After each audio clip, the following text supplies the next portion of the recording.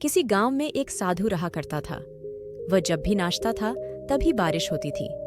इसलिए गांव के लोगों को जब यह बारिश की जरूरत होती है तब यह लोग उस साधु के पास जाते हैं और उनसे अनुरोध करते हैं कि वह नाचे, और जब वह नाचने लगते तो बारिश जरूर होती थी।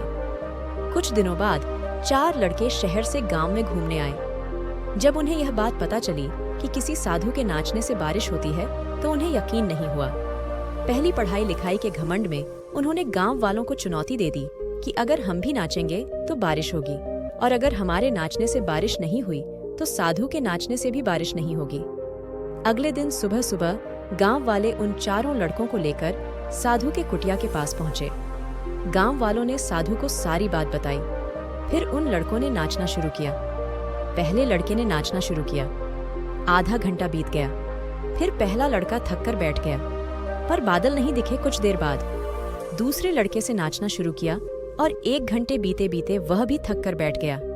बाकी दोनों लड़कों ने भी ऐसा ही किया, पर बारिश नहीं हुई। अब साधु की बारी थी। उसने शुरू किया।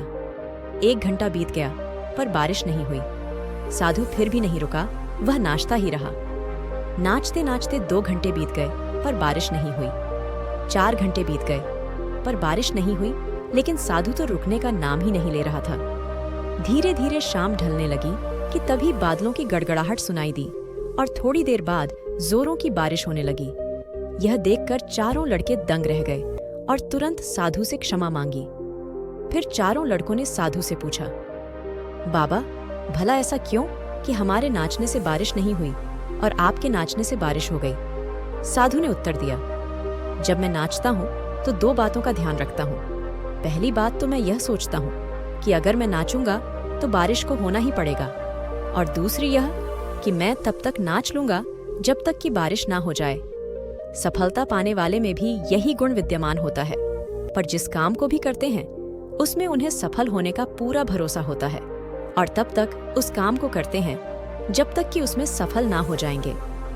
इसलिए अगर हमें सफलता हासिल करनी है तो इस साधु की तरह ही अपने लक्ष्य को प्राप्त करना होगा।